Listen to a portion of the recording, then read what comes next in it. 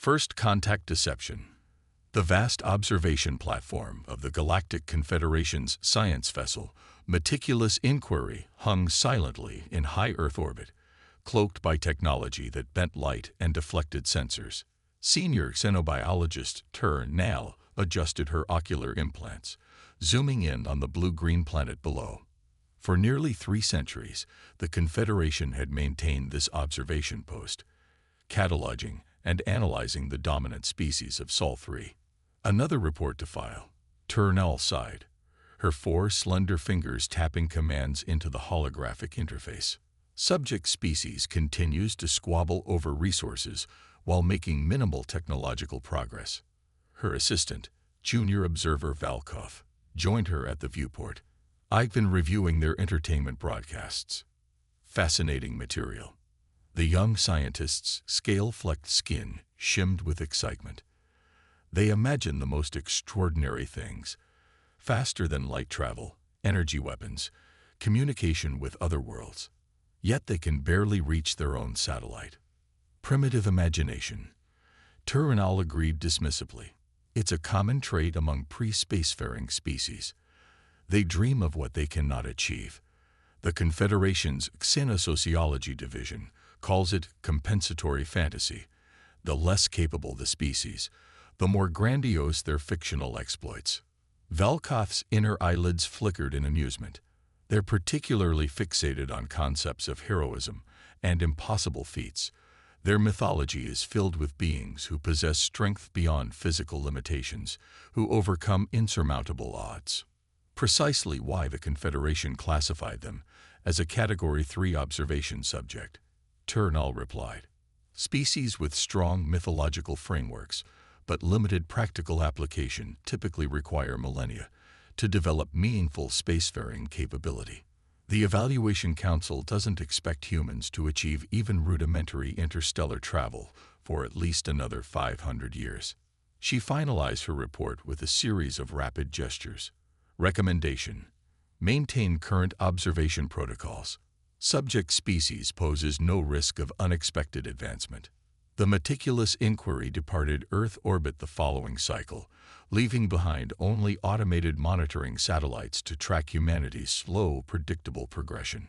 Neither Nell nor any member of the Confederation's vast bureaucracy gave the matter further thought. They should have.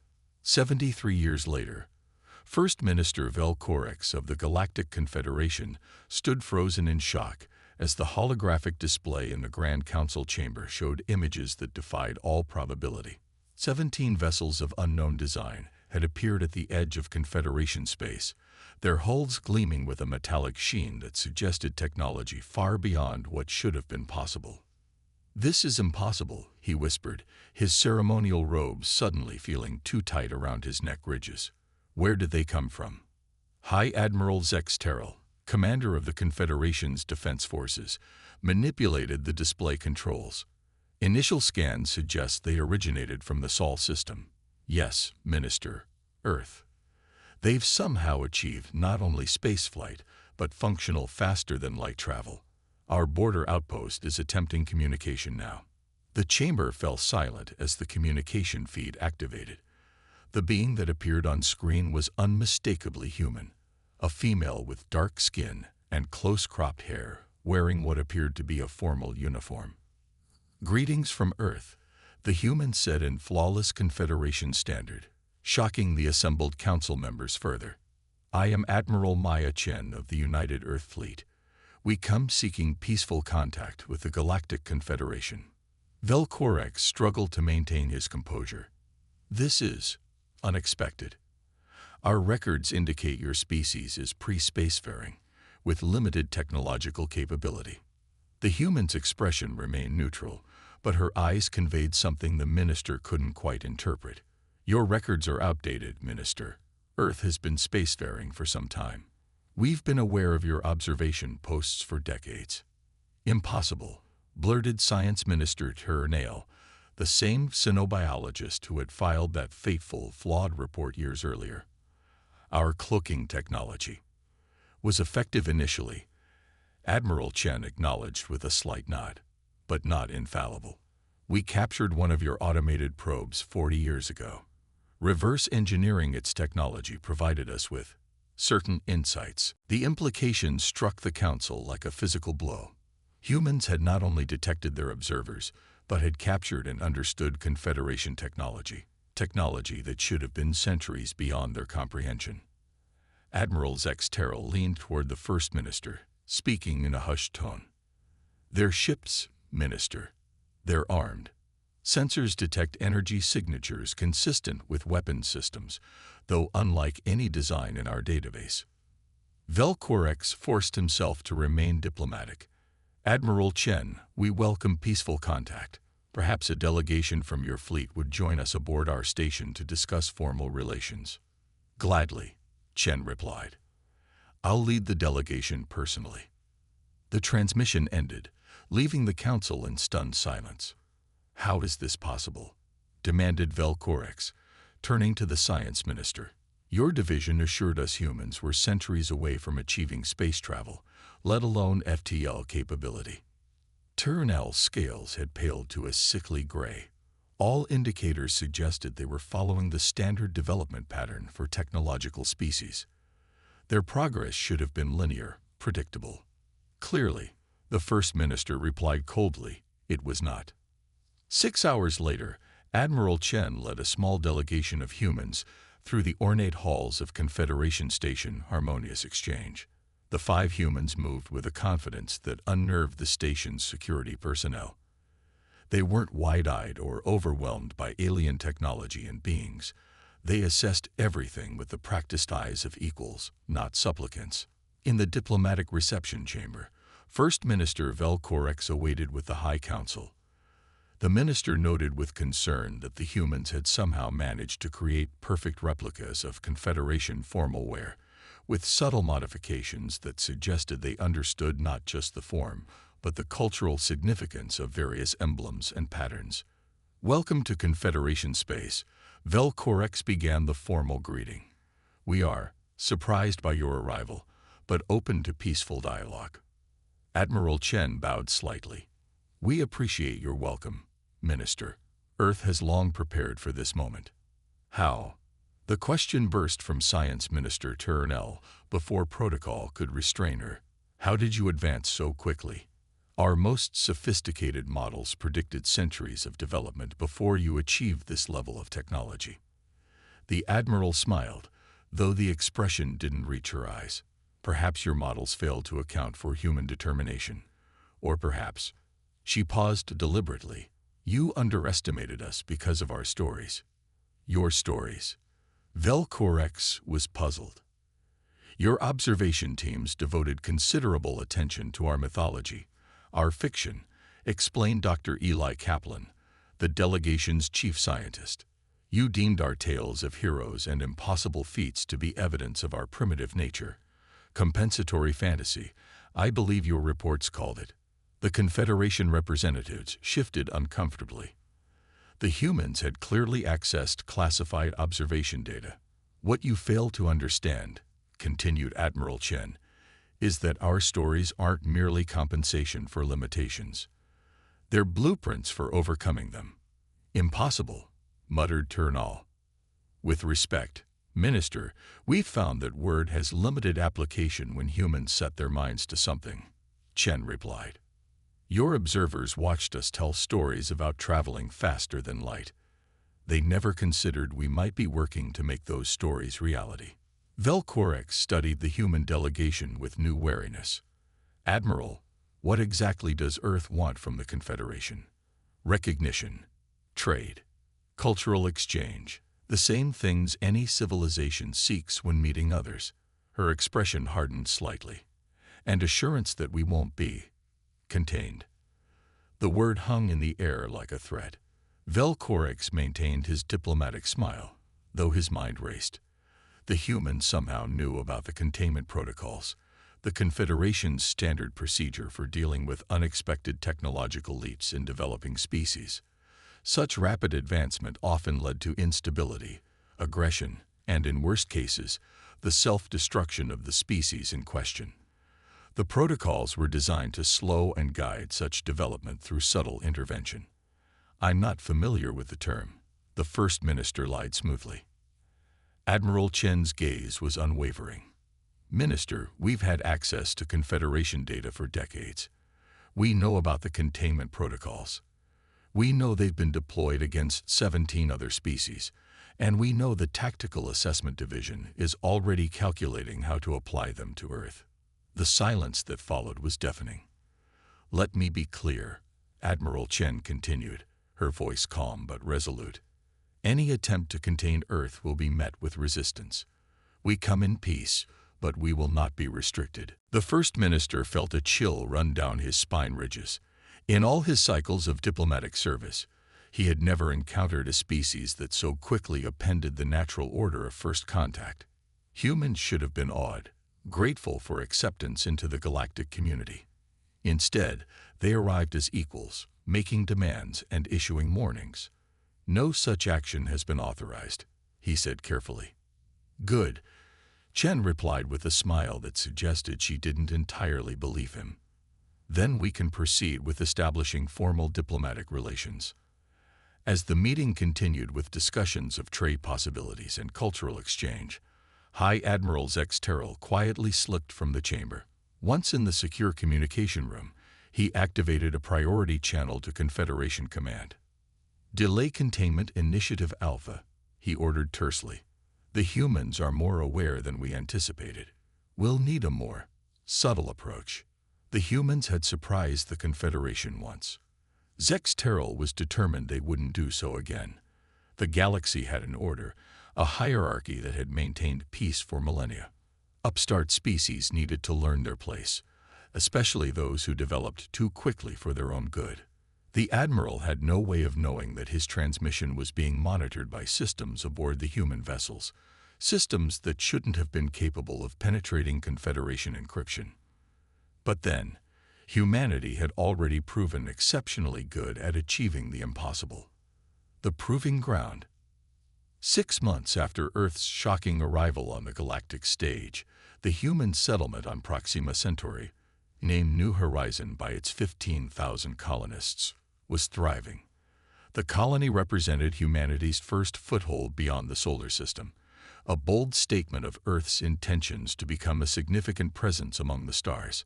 Dr. Eliza Sharma stood on the observation deck of the colony's administrative complex, watching terraforming drones modify the atmosphere in the valley below. As New Horizons' civilian governor, she took pride in what humanity had accomplished in such a short time. Beautiful, isn't it? Remarked Colonel Jason Rivera, the colony's military commander, as he joined her at the viewport. Hard to believe we've only been here 6 months. The Confederation representatives still can't believe we've adapted the environment so quickly, Eliza replied. Their terraforming processes typically take decades. Rivera smiled. We've always been good at improvising. Speaking of which, how was your meeting with the Confederation's science minister yesterday? Turnall is still trying to understand how we achieved our technological leap. I don't think she fully accepts that her assessment of humanity was fundamentally flawed. Eliza's expression darkened. More concerning is what she let slip about the tactical division's ongoing deliberations. They're still considering containment options. Not officially, but yes. Despite our diplomatic agreements, significant factions within the Confederation view us as a potential threat to galactic stability. She turned from the viewport to face the colonel directly. Have you increased security protocols as I suggested? Rivera nodded. Outer perimeter sensors are at maximum sensitivity, and I've authorized round-the-clock fighter patrols. If anyone approaches New Horizon with hostile intent, we'll have advance warning. Neither of them could have predicted that the attack, when it came, would bypass their sensors entirely. The first indication of trouble was a series of explosions at the colony's power distribution nodes. Within seconds, emergency alarms blared as sections of New Horizon lost power, communications, and life support. Status report, Rivera demanded as he rushed into the colony's defense center. Multiple explosions across the colony, sir, reported his second-in-command, Major Hayes. We're detecting at least 7 different points of origin. Initial assessment suggests sabotage, not external attack. Impossible, Rivera muttered. Our security protocols. Sir, we're getting reports of unidentified humanoids throughout the colony. Hayes interrupted. They appeared inside our perimeter. No ships detected. Rivera's blood ran cold. Teleportation technology. Unknown, sir, but they're heavily armed and targeting critical infrastructure. Casualty reports coming in from residential sectors.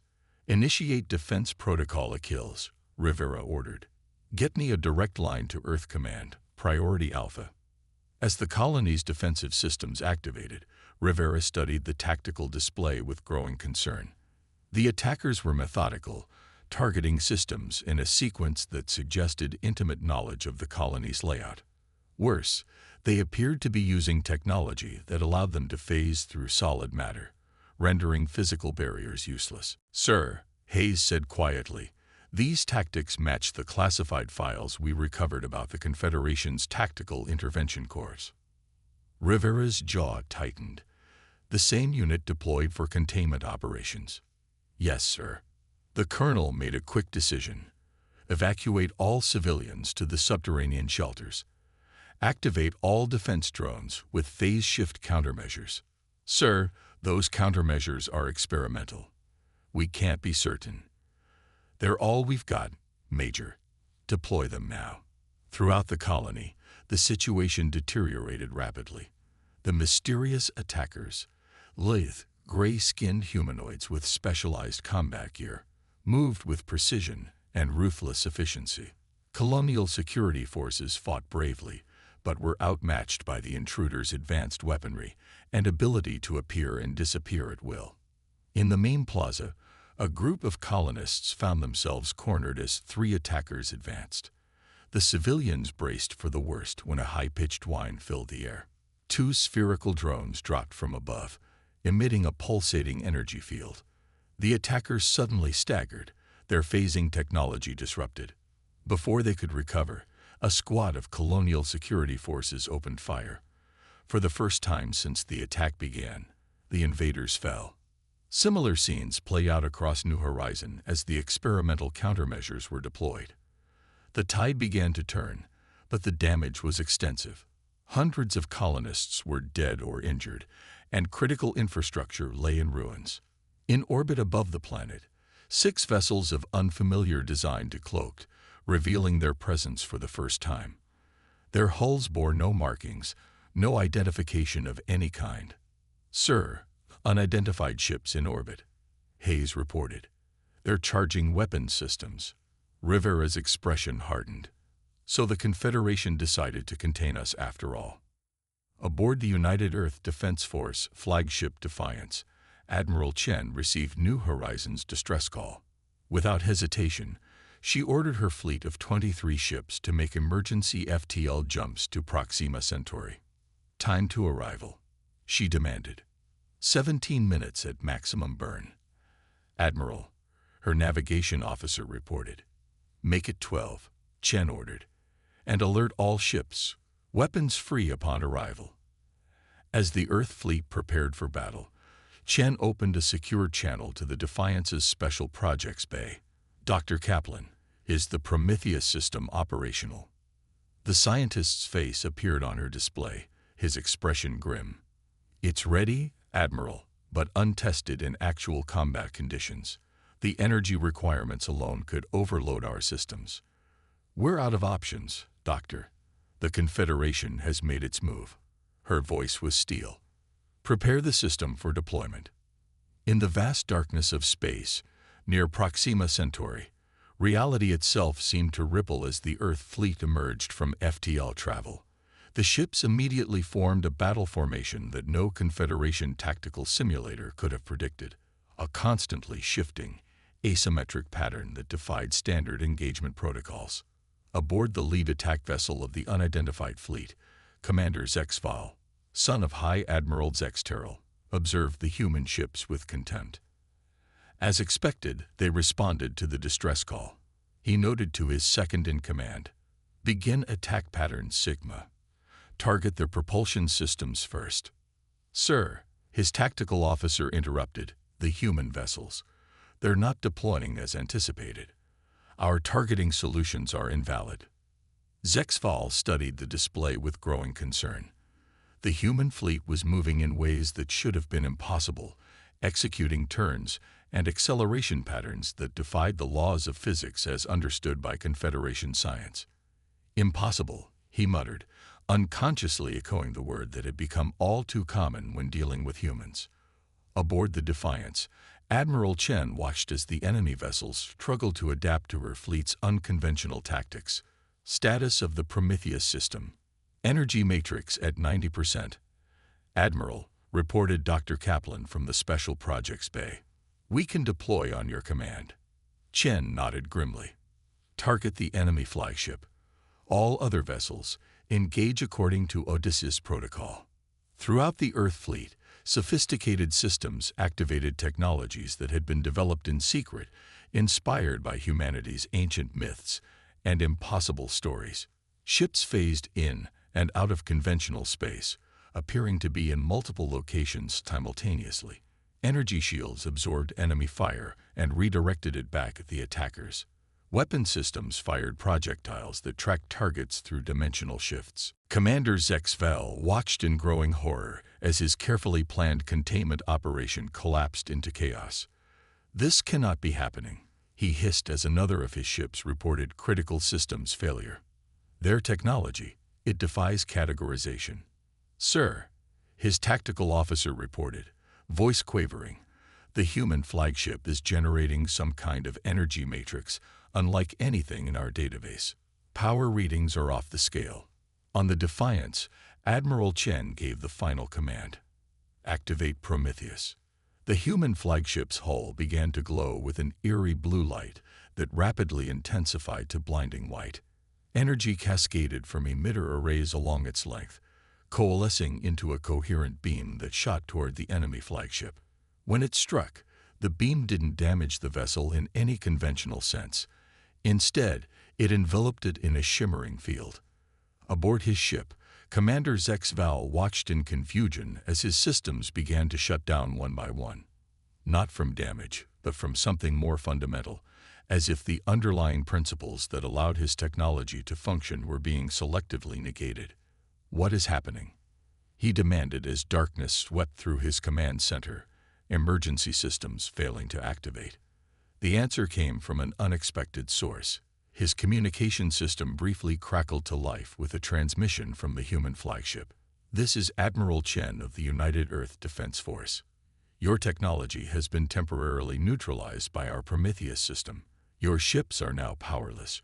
Your troops on the surface isolated. We can maintain this effect indefinitely. Zexval's scales paled. How is this possible? No known science can selectively disrupt technology in this manner. Chen's voice betrayed no emotion. Commander, you made a fundamental error in your assessment of humanity. You believed our stories were merely compensation for our limitations. In reality, they were blueprints for what we intended to achieve. The Confederation will not stand for this, Zexval threatened weakly. The Confederation officially denies any involvement in this attack, Chen replied. Your vessels bear no identification. Your troops no insignia. This was a deniable operation, wasn't it? A containment action that could be disavowed if it failed. Zexval's silence was confirmation enough. Here is what happens now, Chen continued. Your surviving forces will be taken into custody. Evidence of this unprovoked attack on a peaceful human settlement will be presented to the Galactic Council, and the Confederation will acknowledge, formally and publicly, that Earth is not subject to containment protocols. The battle ended as quickly as it had begun. With their technology neutralized, the attacking forces had no choice but to surrender. Throughout the colony, the mysterious soldiers found themselves unable to phase through matter, their weapons inert in their hands. 3 days later, in the Grand Chamber of the Galactic Council, First Minister Orcs faced an unprecedented diplomatic crisis. Evidence of the failed containment operation, an operation he had personally authorized despite public assurances to the contrary, was presented by the human delegation for all member species to witness. The Confederation has existed for millennia. Admiral Chen addressed the assembled representatives. You've established protocols, procedures, expectations for how developing species should behave. We understand why our rapid advancement alarmed you. She paused, surveying the chamber. But understand this, humanity will not be contained. We will not be restricted. We have much to offer the galactic community, in science, in art, in new ways of thinking, but only as equals, not as subjects. Science Minister Turnale, who had once dismissed humans as primitive dreamers, spoke quietly to the First Minister. Their Prometheus technology, it shouldn't be possible. They've somehow developed selective technological disruption fields. Our scientists thought such systems were theoretically impossible. Another human myth made real, Velcorex replied bitterly. We propose a new relationship, Admiral Chen continued, not based on containment or control, but on mutual respect and cooperation. Earth brings new perspectives, new approaches to problems the Confederation has struggled with for generations. And if we refuse, asked a council member from a species known for its militant stance. Chen's expression remained pleasant, but her eyes hardened. Then we continue to develop our technology independently. The Prometheus system demonstrated today is merely one application of principles we've only begun to explore. The implied threat was clear. After hours of heated debate, the Council reached its decision. Earth would be recognized as a sovereign power, exempt from the standard development protocols applied to emerging species. A new category would be created in Confederation taxonomy, specifically for humanity, a species that defied conventional development patterns. As the formal proceedings concluded, First Minister Velcorex approached Admiral Chen privately. You've changed the order of things, he said, his voice a mixture of resignation and respect. Millennia of established procedure, appended in months. Change is how species evolve. Minister, Chen replied. Perhaps the Confederation has been static for too long. Perhaps, Velcorex conceded. One question, if I may. These mythological inspirations, these stories that drove your technological development, did you truly believe they could be made real, or was it merely determination against impossible odds? Admiral Chen smiled. Minister, humanity's greatest strength has always been our refusal to accept limitations. We don't tell stories about impossible things. We tell stories about things that simply haven't been accomplished yet. Throughout the vast expanse of the Galactic Confederation, news spread quickly. The species from Sol 3, once dismissed as primitive dreamers, had proven themselves to be something unprecedented. Their compensatory fantasies had become reality, their myths made manifest through science and sheer determination. And as diplomatic relations normalized and cultural exchange began in earnest, many species within the Confederation found themselves drawn to human stories. Tales of heroes overcoming impossible odds, of dreams becoming reality through perseverance and ingenuity. For the first time in millennia, the established powers of the galaxy faced a truth they had long forgotten. Sometimes, the most powerful force in the universe is not technology or military might, but imagination and the will to make the impossible possible.